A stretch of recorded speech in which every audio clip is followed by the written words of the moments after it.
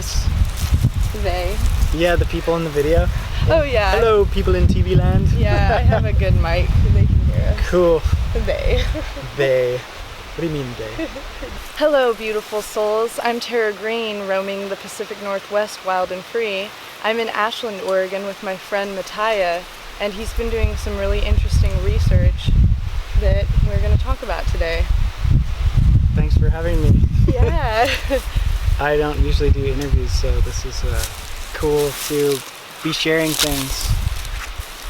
Usually I've just been talking with my friends so about all this stuff. So it's good to get the word out to the people.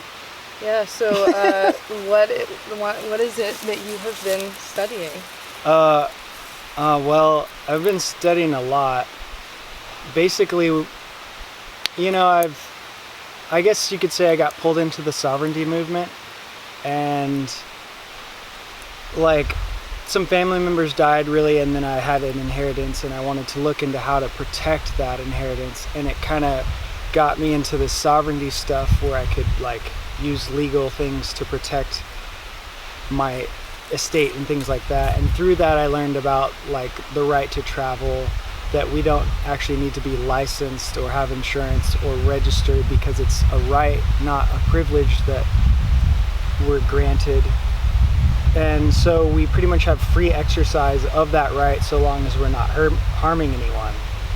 And after my registration expired, I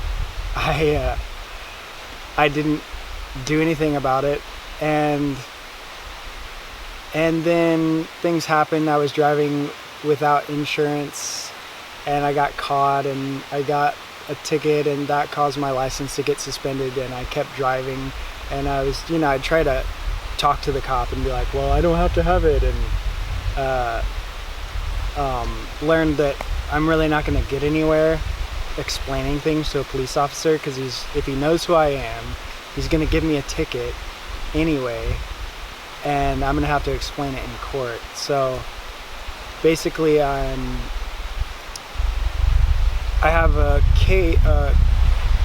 several cases for driving uninsured without a license or registration, and through that I'm just learning a whole lot about how to beat that. Yeah, it sounds like one of the greatest things you've been learning about on how to beat that is language. Yeah, that's a big part of it, because all legal battles are just word battles. Like the law is what's written down, and so we're being held accountable to what was written by our actions. So if our actions fall in line with what the law says, then, or not in line, then we get in trouble. So it's all a big word war. Yeah, a big word war. And so I mean that's one aspect of it that I've gone to, is just learning how to learning the legal language, and then learning that the actual like patented legal language is not the legal language used by the courts, and they're actually using false conveyance of language, which is a form of fraud. And therefore I'm learning it's called correct communication, parse, syntax, grammar. And yeah, I don't know if I could get into the whole thing now, but so I'm trying to hold them accountable to that, which I don't think generally they're not going to be able to actually communicate in that correct language. Mm-hmm. And which will likely get the case dismissed. There were some things, it's like, I mean, maybe we could talk about like, it's like what I've learned is really, if you want to exercise your right to travel, you really have to do the preliminary work first. Like, you really have to take your car out of the system, revoke your driver's license, revoke your registration, best would be become a secured party creditor, which allows you access to the birth certificate account that's backed by millions of dollars that you can use to self-insure your vehicle, and is actually really helpful in all kinds of things because you can use it to settle debts. And so then when you're out of the system and you can drive without license plates, then you can start working with the police officer who pulls you over, who doesn't know what's going on. And likely they're going to be like, oh, they're one of these sovereign people. That's not legitimate. What's your name? If you don't tell me who you are, I'm going to arrest you. Mm-hmm. And so in general, I found it is good to kind of just abide by what the rules that they want you to, just to save yourself from having to go to jail or get your car towed. But I found a solution for getting your car towed, and I'm actually not like all fully set up to like travel by right now.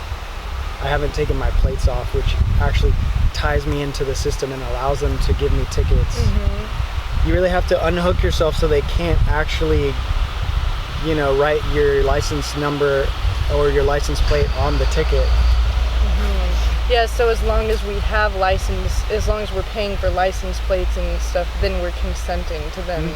Yeah, we basically have a contract with them because that we've already signed up for, and I think pretty much what I've learned is it seems that I have a contract that I breached with them, and I guess getting into the court stuff, they're a corporation. Like the city of Ashland, Oregon, the city of Ashland and the state of Oregon and the United States are each corporations, and they're registered with Washington D.C., which is foreign to the United States of America, because Washington D.C. is a district it's like a city-state, kind of like the Vatican outside of the United States. And so there's actually two governments going on. There's the America Constitution and there's the United States. And so the corporations can only contract or do business with other corporations. They, like a corporate entity, can't call me into court or contract with me, the living man. Mm-hmm. So they've set it up so that we have this fictional entity that has our name that we're given, that's written on our birth certificate in all capital letters. And so there's this level of sovereignty that's not something you sign papers for. It's just this level of understanding, I'm the living man, or really, I'm the living soul inhabiting the body of the living man that has been given a name, capital first letter, lowercase name, for this body in this incarnation.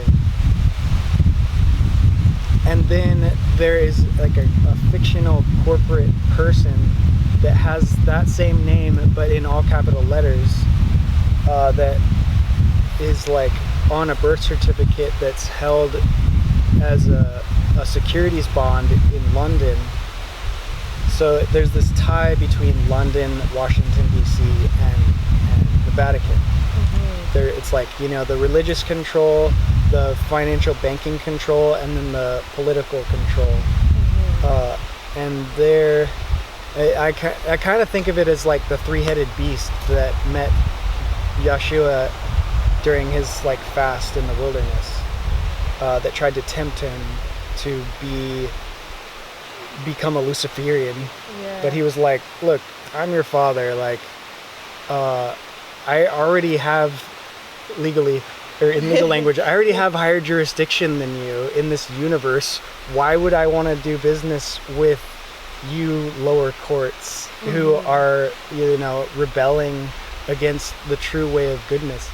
I think that was what the whole scenario was going on in that regard. But so basically, City of Ashland is a corporation, and they're trying to pull in the corporate me, the all capital me, and they say, "Are you Matthew Hobby?"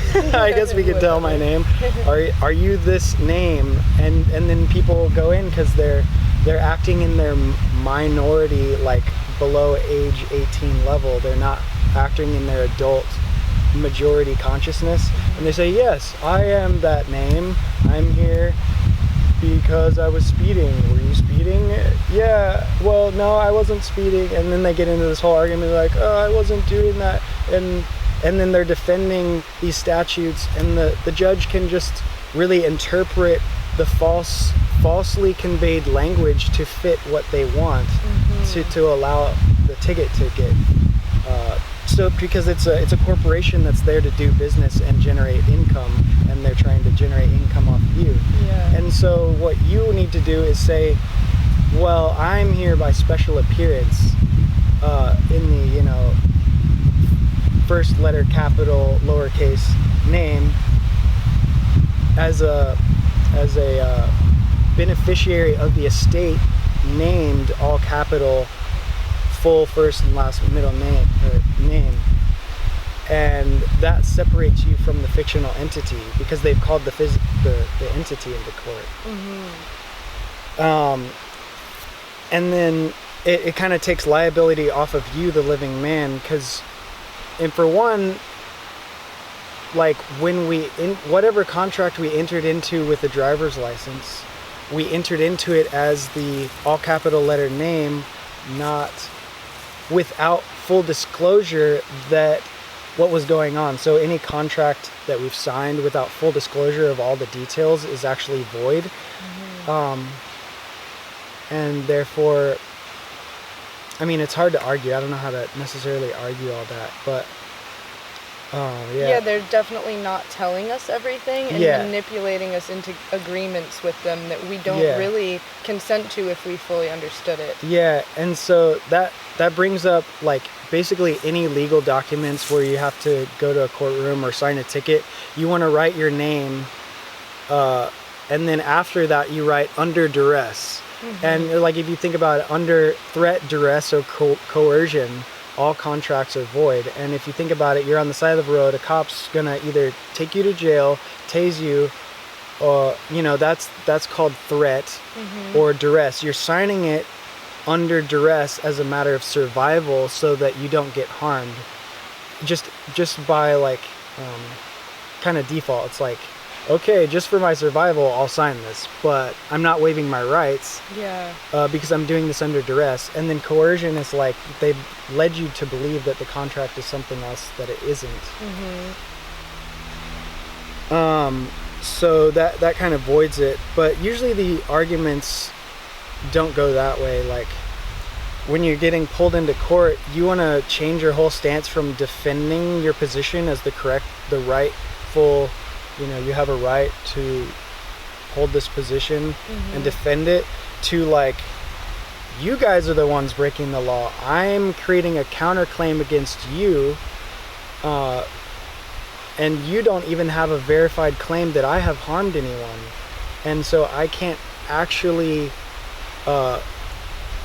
question the like plaintiff, because the plaintiff is the corporate city of Ashland. So or the corporate city of wherever you live where you got a ticket. So who is the city of Ashland that I can talk to settle whatever matter there is where I've harmed them? So one way, the basic way, is I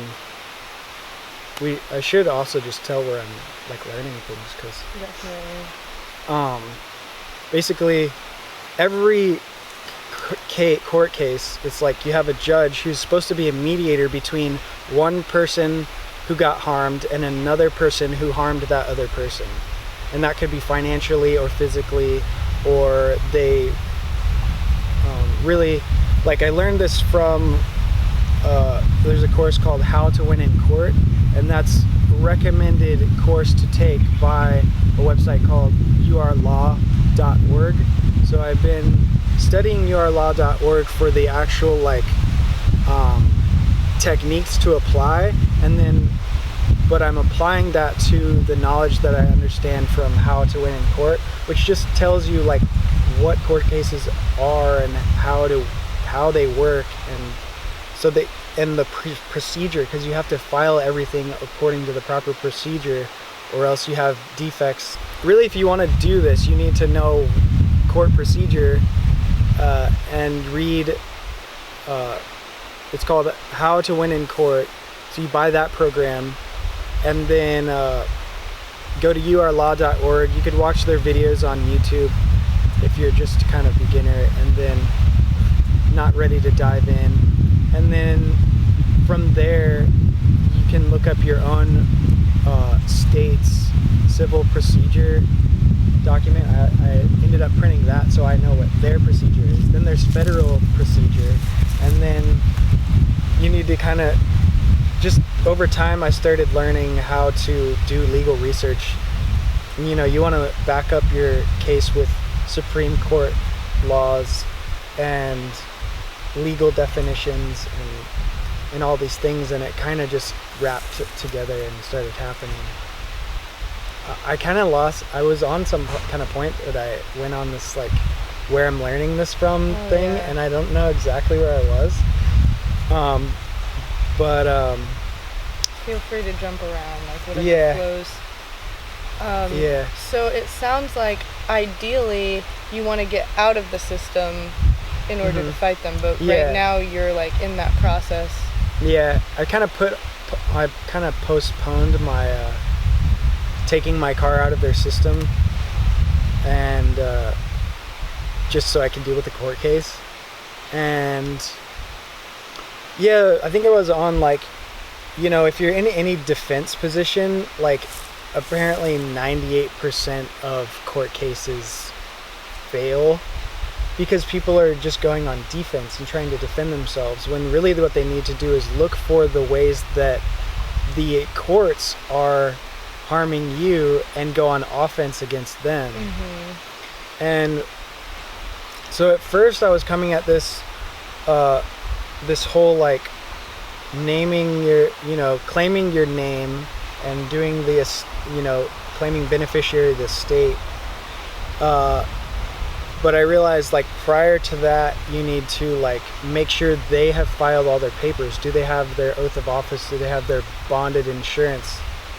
Are they, you know, is like one kind of killer thing is that I was about to talk about this, is that, you know, can I talk to the city of Ashland? Like, who is the only person there is the police officer who pulled you over that's going to attest to the fact that you were speeding or you had no license or whatever it was. But is the police officer legally allowed to represent the plaintiff in the court of law? You know, because if I'm going in there, I'm either going to represent myself or hire someone who's licensed as an attorney who studied law school and it has a bar association card and is like a valid representative of me. Like they have they're actually like legally allowed to represent me. But the cop is not trained to know the law. He's trained to enforce the law. He doesn't have a license to practice law. He doesn't know the law. He doesn't have a bar association. He's not an attorney. So how is it that a police officer can represent the corporation city in court if I don't get that same right? That's called unequal justice, and it's illegal. So that right there is like reason to get a case dismissed. Like, you know, you kind of just say, well, this is unequal justice. Like, I'm going to need the attorney for the city of Ashland to come here and represent the city of Ashland. But of course, the attorney wasn't there, doesn't know anything about it. So I guess he'd have to work with the police officer who was there. But the thing is, I never harmed anyone. Who did I harm by driving my car without a license, registration, or insurance? The whole point is that I must have harmed the city? Did I like kick the ground too hard? You know, apparently all, you know, I mean, I'm not in the tax bracket in this moment, so I'm not like in the requirement I'm not like technically required to pay taxes, but apparently those taxes of the public are, you know, to pay for the roads. So if my car is damaging the road by its use, I'm already, you know, the public is already paying for it.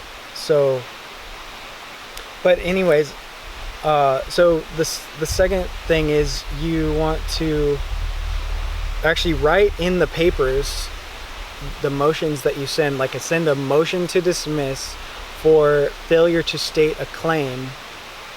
Like the key phrase is state the claim for which relief may be granted. So granted is like giving something. In this case, it's like giving something back. So the claim is like I claim that this guy harmed me. And so it's state this claim, this matter, this argument, for which relief, like relief is me like giving that back. It's like I'm relieving the harm by granting them payment for it, you know? So you say state the claim for which relief may be granted, because the plaintiff brings a complaint, and that's the claim of harm that I have to pay them back for. But in this case, I haven't harmed anyone, and they actually have to have a sworn affidavit. Like, you have your complaint, but it needs to come with an affidavit that's a sworn under penalty of perjury as to a harm that I've done. And there's no one alive to actually swear that I harmed them, so the case is actually illegitimate just by default. No victim, no crime. Yeah, no victim, no crime. And therefore there isn't any jurisdiction. It's like, I don't even know if that's the right word. There's not actually a case. There's no cause of action. They go together. The claim for which failure to state a claim is like the same as failure to state a cause of action. So you want your motion to say failure to state a cause of action, failure to state a claim, ask for the affidavit of the harm, and to state the claim for relief to be granted. And then, when you file that and no response comes back, then you have it in court record. You send it to the officer, you send it to the attorney, or you take it to the... All right, there's a process. So you have to communicate to, like, say you harmed me, which would be terrible. I would hate it if you would do that. You need to come to me and say, hey, you harmed me. I want you to do something about that. That's called making a good effort to communicate. You don't just want to say, oh wait, you harmed me. I'm the one who comes to you and says, hey, that wasn't nice. Like, you don't just go to the court and have them come after you. You want to go to, in UR law, he kind of repeats, due process is written in the Bible. In Matthew 18, it says, if someone harms you, go to your brother and try to settle it with your brother. And it's like, if you don't try to settle it with the other person first, just in communication, then there's kind of an invalid due process. So you write this motion, but then you want to call the attorney or the officer and say, hey, I wrote this motion. I want to know if you'd like to just dismiss the case now because there's no claim to be for relief to be granted, so there's no cause of action. And of course they're like, you want to record the conversation and tell them that, and never record it unless you're going to tell them that. And then when they know they're on record that you're going to bring that audio recording into court, then they'll say, I don't know what they'll say, but they don't actually have a claim, and so they can either say, we'll let this go or whatever. But then you write on the motion, I've made a good faith effort to communicate this, Mm-hmm. but the party has arrived at an impasse. Like they haven't, decided to continue. So I'm filing this motion. So after you have the motion, you send it to the clerk, and the clerk stamps it as received. Or you could mail it certified mail and have the return receipt, so that you can actually prove I sent this letter on this day, and it says that they received it on this day, and then it's in court of record. And then once the clerk has it, then you notify the plaintiff. Or I don't know how you notify a city, but you'd send it to the police officer and you'd send it to the city attorney. And then that's called certificate of service. So I'm kind of like explaining the actual civil procedure of filing court motions. I don't know if we need to really get into all this detail, but I guess it's useful. Yeah. And we've already and then so everyone's been notified. You even made your good faith effort. You called them up. It's been recorded. And then the judge has it because you filed it with the clerk. And then if even the judge rules over it and says you're guilty, like enters a plea for you or whatever, and says you're guilty and you have to pay this fine, then it's still in the record. You can take it to appeals court, and a higher court of higher authority can govern over that and say, oh yeah, that judge wasn't actually operating within their authority. And so you want to have everything filed in record. When I first was getting tickets and trying to do this, I didn't file anything, and I went in there and I guess we could start on a new concept. I just said, does the plaintiff certify my right to subrogation? And they're like, what is that? And they're like, well, there's a bond that the plaintiff brings in. When you get a ticket, it creates a ticket number, and then you take that ticket to the clerk, and you have to plead guilty or not guilty, or you go to an arraignment where you say, hey, this is illegitimate, I don't want to plead. I mean, the best route is to talk to the judge in an arraignment and say, I do not enter a plea. I want to settle this matter because a bond was created by the ticket and then it's applied to a court case that has the same number. And that bond has your name on it. The name of the estate, fictional, non-living entity named after you. And so you're in a courtroom. It's kind of like a triangle, and this gets into like trust law. Like the whole courtroom is just contracts. And so this mediator, the judge, and the harmed party and the harmer or whatever, or the defendant, it's this triangle. But it's also in trust law, you're the beneficiary. You're not liable party for this name. You're just beneficiary of a trust, and you appoint the judge as the trustee who oversees the trust. And the prosecutor has a bond that has the same name as this trust, and that bond is insured. It's a securities bond that is traded in the economic markets. I'm not sure like exactly where it's traded or who trades it or who profits from it, but the fact is that's going on. And actually, I, as the beneficiary, am wanting to require them to disclose to me who's profiting from this bond, how much money is it worth, where is it being traded, and why is all this happening without disclosing all this information to me?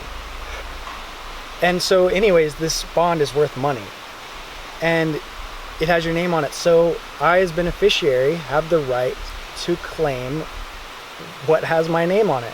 So I can claim the bond that the prosecutor has. When I claim the bond, I just basically, this is a term called subrogation, which is a fancy word for substitution.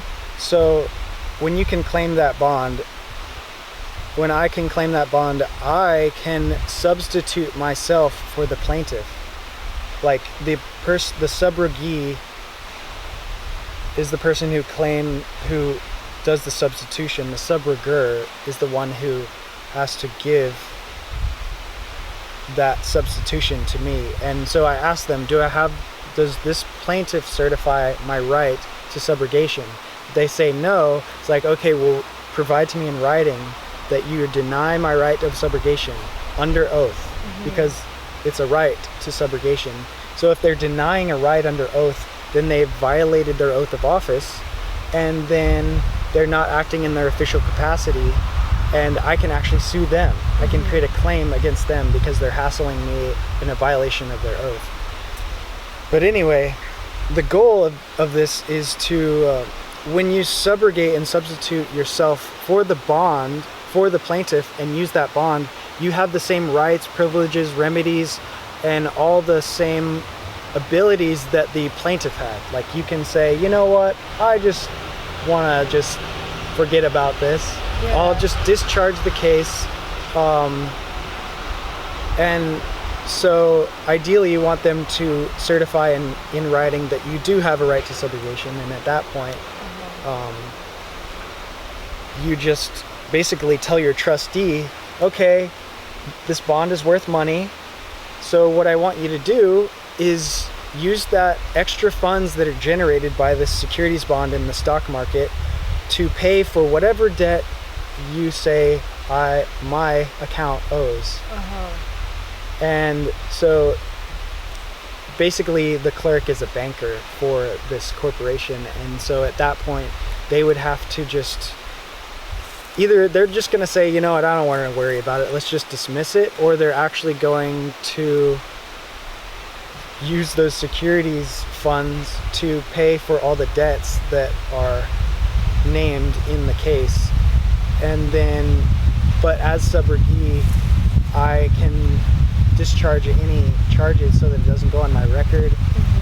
I can have it all paid for, and so that they get paid and I can go home without having to pay, because they're the trustee is the liable party. So when you do this, they're the ones who are liable, and I am not surety, which means like I'm not the one who's responsible to pay for this. I'm just the beneficiary. I benefit from the work of the trustee under the. Well, that's a big headache. Yeah. But it points out what's really going on. It's this big scam. And so when you go in there and you say, yep, I'm this all capital name, and you don't know that they're trading these, they're profiting without your consent and without disclosing to you that they're profiting secretly on top of what you're already paying them, that you're not lawfully having to pay them. So that's the concept of subrogation. So my approach at first was challenge their jurisdiction with these things like, do they have an oath in bonded insurance, and is it up to date? Is there an actual case here? And then I learned about this other thing, like I was telling you. Oh yeah. I kind of already explained it a little. The city is a corporation. The state of Oregon, in all capital letters, is a corporation. It's different from the Oregon state territory, which is this boundary that's held under the Oregon Constitution under the United States of America Constitution as a sovereign state. The state of Oregon is really only operating in these various legal buildings through paperwork and money. And they're connected to the United States Corporation. That's different from the United States of America. Like, the United States of America is like a plural word. There's actually plural states, 50 of them or whatever. Yeah. But U.S. Corporation is one, entity, person. It's not plural. It's written as if it's plural, but it's really just a scam. And they're foreign to the United States. And so there's an act in 1938 that any foreign corporation doing business within a state or country that's foreign to them has to register as a foreign agent doing business in that place. Because I think it was 1938, which was right before America got into World War II. So apparently there were companies in America who were working for the Nazis. And So this is what you're doing to allow you to become a state citizen instead of... technically, this is Yeah. part of it. Really, it's becoming a state citizen is applying for a passport in a special way, so that you become a citizen of the state rather than a citizen of the U.S. You like, wherever it says, "Are you a U.S. citizen?" you write no, and I don't know the whole process because I haven't done it. This is just a document I'm mailing to myself, that's kind of related to the like parse syntax grammar, and so I wrote my name in proper parse syntax grammar. It has like colon, first name, hyphen, middle name, colon, last name in like upper first letter, and then the remaining in lowercase. And then care of, address, Ashland written out, the state written out with dash state, so it's like not connected to Washington DC. Because if you use the OR, then it's connected to Washington DC. Then you write zip exempt, and you want to start just using your address this way when working with legal stuff, and like send a letter to the court and say like, if you're gonna address me as this. And then if they send mail to you in the all capital letter name, that's actually mail fraud, because under a code, I forget what it's called, but maybe like Title 42, like 1342 or 1341 or something, that says like all mail must be sent to the proper name. If it's sent to a false name, then that's mail fraud. And so that if they are sending you this like all capital letter name in the mail, then they're committing mail fraud, and you can send it back to them and say, look, just as a FYI, like this, if you don't change this is mail fraud. Like, because it's like you want to still open your letters, but technically that's illegal if it's not addressed to you. It's not legal to open letters that are not addressed to you, and I am not the corporate fiction. So if they want to send me documents to the corporate fiction, they need to send the corporate fiction documents to me by my proper name.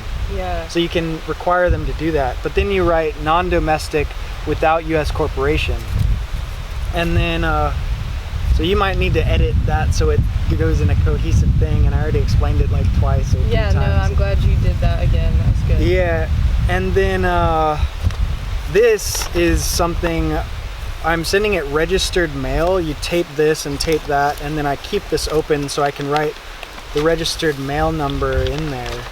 And I can have you take a picture of this too.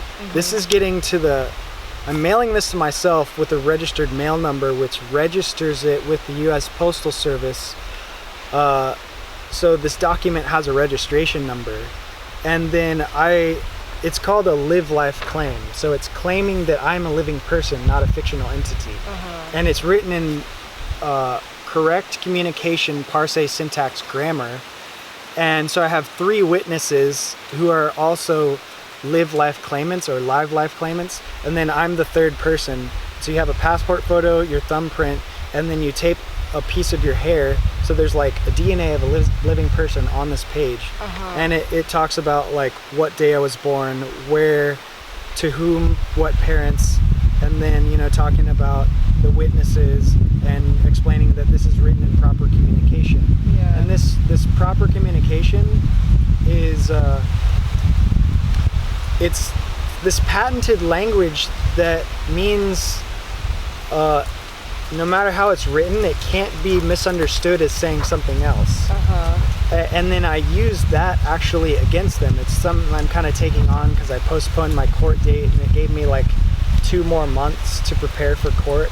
So I'm starting to use this communication because they're not communicating me in correct communication parse syntax grammar. So I can syntax all their documents and prove that they're using fictitious conveyance of language, sending it through the mail to my improper name, which is like 3 high crimes. It's basically saying you're lying with your words on paper, sending it through the mail, sending lies through the mail for contracts, which is fraud, mail fraud, which has its own separate thing. And then another form of mail fraud is, you're not talking to the real person. And so this gets to this level where you become a postmaster. So I have this, we can take a picture of that later, but you have a stamp, you stamp the document, and this gets into admiralty law. Oh, that's a big history. I don't know if we can get into it, but it's the law of the sea. And so ships traveling through the sea, which is international, there's no flag of the sea. They have to document what laws they're working with. So I'm working with the laws of America or United States of America, and you pay your transit. This is a vessel. It's like a ship that's traveling through the sea into their it goes to the docket for the court case, which is the dock, where the vessel goes to the dock, and then the clerk receive the vessel, and then it's all this kind of sea commerce stuff. They've just turned all courts into this commercial trade network that is used by international ship captains, So by becoming a postmaster, I'm becoming a captain of the ship, and then I thumbprint it, which shows I'm a living person, and the stamp pays the transit fee for docking my vessel, or you pay a transit fee for transporting through the sea, and then you copyright copy claim it. And this that means they can't copy this they can't put this document in a scanner and send it to someone else. Only I have that right, and they have to ask me for permission. But of course, I'm not going to give them permission. I'm just going to have to provide them with my own copies. Kind of like, you get your birth certificate, you ask for a certified copy of your birth certificate. They're the ones who certify it and give it to you. You can't just make your own birth certificate. This is making my own life certificate. It's like you have a birth certificate, a death certificate, but this is my living certificate. So that's just what I'm doing for syntax grammar. And so what I'm going to do is the third level of this, which is really the first stage, is, okay, I got all these court documents, I syntax it, which means, so parse is I might be wrong. Syntax is the way that a sentence is structured, verb, noun, pronoun, adjective, noun, it's kind of like the logical breakdown of how a sentence is structured. And then parse is the parts of words. So take the word or the phrase driving uninsured, or driving while suspended, or failure to renew vehicle registration is a complicated one. But so driving uninsured, you have driving, which is present tense or possibly future tense. Uninsured is past tense. So you can't have a past tense thing. I can't be doing a past tense thing while doing a present tense thing. So technically it should say driving without insurance, but it says driving uninsured. And so that's the breakdown of the sentence, which is incorrect, which means it's not valid. It's not in present tense. You can only talk to me about something I'm doing in the present tense. Past tense is not a fact. Future tense is not a fact. Then you have uninsured. So we have, the way we use language is incorrect. We'll say that's incredible, that's a really good thing. Actually, that means that lacks credibility. Incredible. Oh my gosh. or indecisive is a correct one. I'm not able to decide. But then, of course, decide. What is decide? It means not siding. I'm not sure what the definition or the etymology of side means, but it means you're not doing something, which cancels out whatever that is. And it's the same with uninsured. So I'm not sured. And sure is a legal term for pain, financial responsibility, kind of like liability. So but if you're uninsured, you are not sured. So that's a double negative, which means I am sured, or I have surance, or I have surety. So am I being ticketed? Is it a violation for me to drive with surance? So you're using this like ambiguity of language to be like, what are you really telling me? Yeah. Like, I can't make an argument in court about something that isn't legible, because it's all laws is all everything that's written down. Yeah. So this motion is like motion for a more definite statement, and these are really common things, like motion for lack of cause of action, motion for failure to state a claim, motion for a more definite statement. Like, for one, they don't even communicate in a sentence. Like, there's no noun in the sentence. Like, it just says in the brackets, like, plaintiff person, this person, versus defendant, this person, and then this bracket, and then the rest of the document is like, is charged with the offenses of driving uninsured, failure to renew registration, and whatever the other one is, driving while suspended. Which is, driving while suspended is of course present tense, past tense, which isn't real. And so you break down the sentence, and it's like no fact. There's not anything, and then it's not even written in a complete sentence. It doesn't say the defendant is charged with. It doesn't say Matthew is charged with. It doesn't say you are charged with. And then even you can say, who is you? Is you a man from China who has the last name Yu? Like, you can act like, it's not like I'm being offensive here. You can actually look in a phone book and see that someone's last name is capital Y-O-U. Yeah. So, like, who are you talking to? You know? Who you talking to?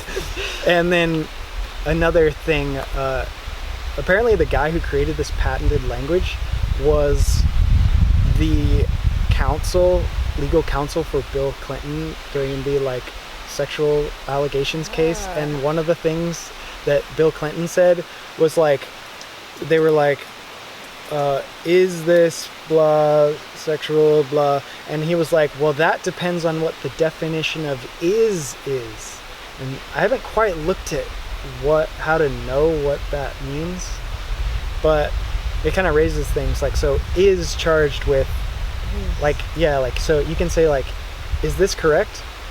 Or this is here, you know? And I think those are actually different contexts of the word is. I don't really know.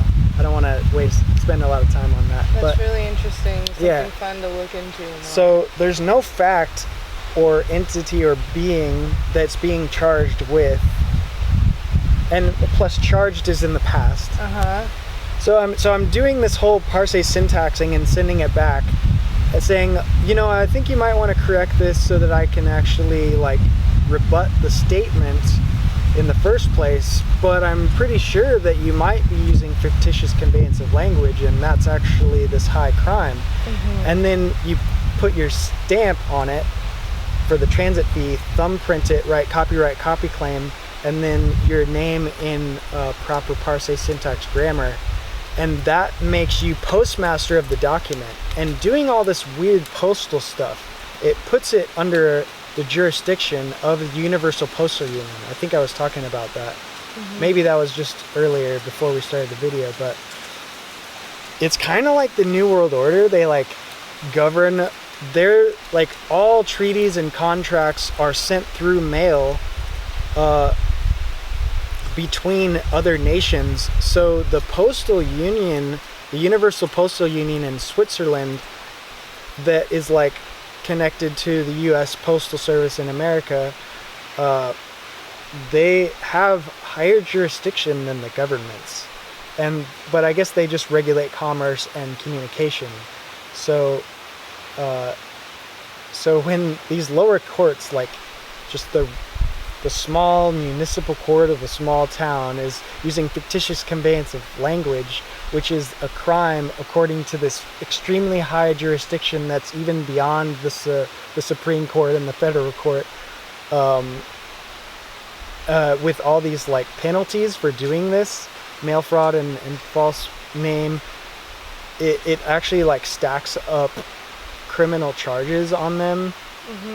And it actually stacks up violations that they're using against you to profit, which has other codes and that they're violating that can be penalties. But it gives me this, if they're using these crimes to try to take money from me illegally, I actually have a claim against them. And so now it's getting me to a level where I can send them a bill. I've found that you're doing this, or at least I'm suspecting that, in the same court case. I am not sure if I can do it yet, but besides these motions and the subrogation, I can send them a bill for violating these doing these crimes against me and taking my time up in court, basically harassing me in this racketeering scheme without disclosing where they're profiting from my account without my consent somewhere else. Who even knows who's profiting? Right. Some like rich guy in a mansion in New York and Italy and Switzerland and who knows, like Israel. I don't want to be naming names. But that would be banned if we talked about that. Yeah, they might for sure. get the Anti-Defamation League to delete this video from the internet if we talk more about any of this. Right. But anyway, I can send them a bill for the time that they're taking up. Like I charge $1,000 per appearance in court and $100 per minute thereafter that the duration of this court case happens or ensues. I don't know if that's the right term, but and then we go through this whole court case.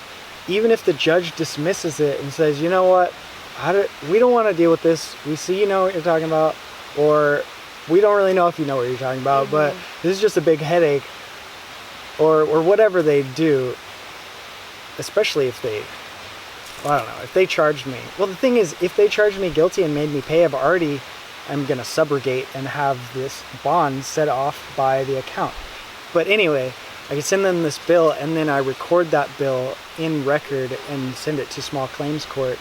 And so say the court case happens for 30 minutes, $100 per minute is like 30 times 100 is like 3,000. I don't want to do math right now. I think it's like, 100, yeah, it's like $3,000 plus 1,000. That's like $4,000 that I could win for the time that it took me, which is like 3 months of like researching all this and like skipping out on work because I have like a $4,000 fine possibly that I'm gonna have to pay if I don't learn all this and fight them in court, because I got 3 tickets for the same 3 things that I've already mentioned. So there's going to be 3 police officers in the courtroom on the same day with the judge and the clerk, and I might even subpoena the district attorney and ask him for his foreign agency registration, which he doesn't have. But anyway, it's going to be a lot of pressure in there. Yeah. And it's kind of scary, but it's good I'm talking about it with all these people, even like interviewing on the internet, because it's like reaffirming it and getting it in solid so that I know how to talk about it. And anyway, I can sue them for like $4,000 in small claims court and win damages for the time that it's taken me out of my life to deal with this hassle. And that would actually make me pretty happy. And the thing is, this is kind of the coolest part, is when you start doing all this, when they're potentially facing time in jail, fines that they have to pay to the government, and you're bringing them into court, filing a suit against them, they get to this point where they're like, holy shit, pardon my curse language, let's put this guy's name on the do not detain list, because if another one of our police officers gives him a ticket, we're gonna have to call him in here again, and he's gonna get us in trouble again. Oh yeah, that's one thing, just parentheses for back. If they don't disclose to me how much money they're making off the securities bond for the subrogation process, they're potential charges that I have like in record of them committing against me, which also includes tax evasion because they are potentially not reporting the taxes on the securities bond that's in my name within that subrogation process. And not disclosing to you about the bond and yeah, profiting off which is probably some other form of crime in contract law. And then, so not only are they potentially facing these charges with penalties for jail time and fines to the government, but also their violations against me that they're using to try and make a profit from me. And therefore, I have a claim for which relief may be granted in court, and I can send them a bill saying what they've violated against me. And a bill, like the bill would say I charge $1,000 per appearance and $100 per minute, or maybe $10 per minute, or whatever you want. And then you send that in a certified mail way so that it's recorded, and you can take that bill to small claims court and sue those people for damages. For harassing you, taking up your time. Yeah, because it's taken me like maybe like 2 or 3 months of like educating myself, learning how to write motions, learning how to do this whole court process, learning what motions to file, and learning parsley, syntax, grammar, and all this, educating myself on what's actually going on, and skipping out on work, which is actually depleting my funds. So I'm actually being damaged, and I forget where I was going, but yes, silly police, they came to you and violated you by trying to claim that you violated the city when you have done no harm, but they're actually harming you. So they've written all of these laws and they're not even following them. And really the laws are written so to protect us from them, and so if people we know need to in becoming sovereign and knowing ourselves and knowing the law, we can use the law to our advantage to protect ourselves from the sharks and the pirates and the demonically possessed reptilians, Satanists in the robes of Saturn, in the like admiralty courts of international law of the sea. And really, like, Earth is, astronaut said, Earth is a vessel in the sea of space. So this like gets to this whole like cosmic reptilian spaceship traveling illegal pirates in the benevolent universe of God Goddess, in rebellion to the good way of truth and love and divinity. And really, it makes me think this Universal Postal Union might be like connected to like the Men in Black, like intergalactic postal, like who knows. But anyway, on the billing thing, you can also bill them for renting your car when they tow it. They're taking your private property. Once you've like taken it out of the system, claimed the car as your own, you can bill them for towing your car as a rental fee and sue them in small claims court. You can bill the police officer to see your private documents, such as your live life claim, your driver's license, your state citizen passport that's also been stamped and thumbprinted and copy claimed, and then sue them for that. And because that's your private property, and if they want to see it, it's taking it away from you. Yeah. So you can bill them for that. And they can possibly damage it, like poke a hole in it, like they did with my suspended license that doesn't allow me to use it, even at a library or at a YMCA. I have to get some other document now to just identify myself because they've invalidated it and actually destroyed my personal property. And all this stuff, it can put you on the do not detain list, and you can just drive around without a license plate or a license or insurance. But you know, they might pull you over, but then once they see that your name is on that list, they don't want to like bring you into their court, because it's going to be a big hassle for them and end up costing them a lot. Yeah, when they see your name on the do not detain list, you're sending them 2 bills for seeing their private property documents and renting your car. They're like, you're free to go. Plus you're just saying, hey man, I got a right to travel on this highway. It's written in the codes of pretty much every state, because every state constitution is written in accordance with the Constitution of America, which also backs this up. Anyway, so that's, I hope you could understand everything as I'm talking really fast, or it feels to me like I'm talking fast, but. Yeah, thank you for sharing. I look forward to following up with you on this in the future, and maybe even talking more about the galactic stuff and the waters above us. Yeah, I'd love to talk about spiritual things. Yeah. Somehow this has actually got me deeper into my spirituality.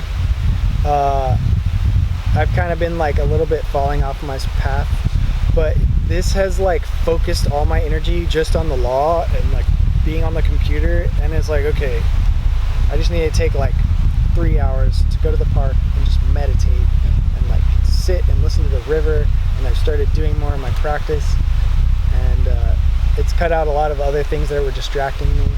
The thing is, people aren't willing to do this because they're so distracted by mushrooms and cannabis and going to festivals and going to all these parties and like, you know, people are all, I mean, this includes me, are just like shopping at grocery stores for food when really we should be growing our food. And people are like, I don't know, maybe it's money, but money. or actually currency, because the only true money is gold and silver.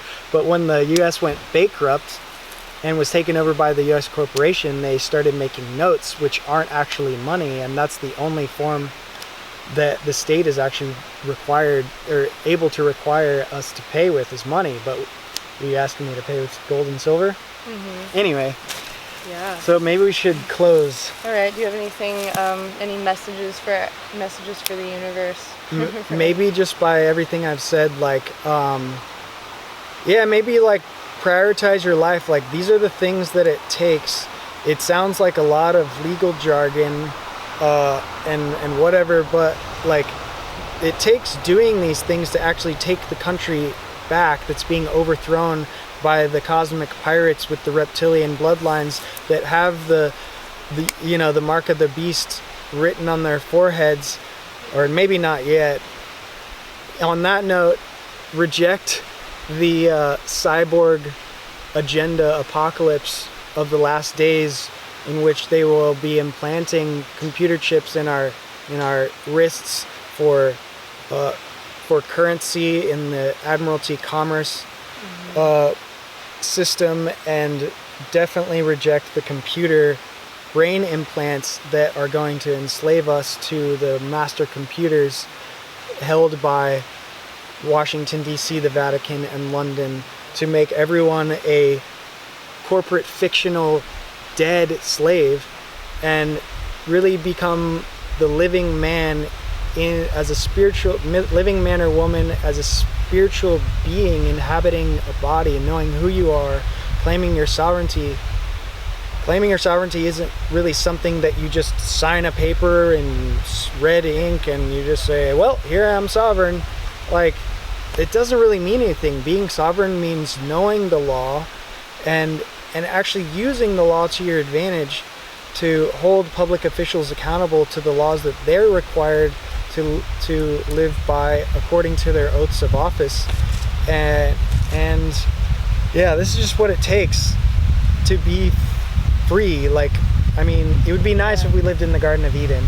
Hopefully we'll get there someday. We will. But right now it takes effort, and so thank you for leading by example, because a lot of people just want to take the path of least resistance and to numb out on whatever, you know, like the cannabis and whatever, and just be like, oh yeah, I'm getting enlightened and conscious. But it actually takes real effort, and it's heartbreaking to see the condition of the world, but we need to actually go forth and create the world that we want. And we don't need to ask permission to be sovereign. There's not like some process where you beg the government, like, please let me be sovereign. We already are. We just need to start acting like it. And so comment any of your questions about this process. If you want to learn more, I will hopefully have Mattityahu back for more information and to follow up about his case.